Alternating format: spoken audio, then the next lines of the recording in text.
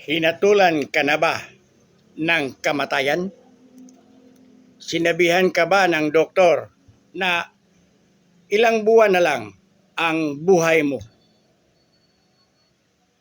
Pero alam mo, mapawalang sala ka sa hatol ng kamatayan. Ano ba ito? Pag ikaw may kanser, para ka ng hinatulan ng kamatayan.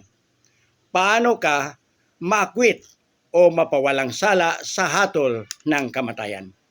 Ito lang ang makatulong sa inyo, ang tuba-tuba leaves. Alam ninyo, ang tuba-tuba inilithala na sa African Journal of Pharmacology at Department of Pharmacology and Medicinal Chemistry sa Wilhelm Universidad, Germany. Ang tuba-tuba makatulong sa iyo kahit anong uri ng kanser. Mapawalang sala ka, maakwit ka sa hatol ng kamatayan. Ano ba ang dapat gawin mo? Magkuha ka lang ng ganito katanda na dahon ng tuba-tuba. 11 leaves na dahon ng tuba-tuba.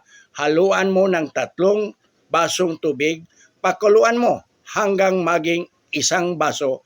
Inumin mo umaga at gabi. So kailangan ka ng 22 leaves sa buong araw. Gawin mo ito within 14 days at maakwit ka na sa kaso mo na hatol ng kamatayan.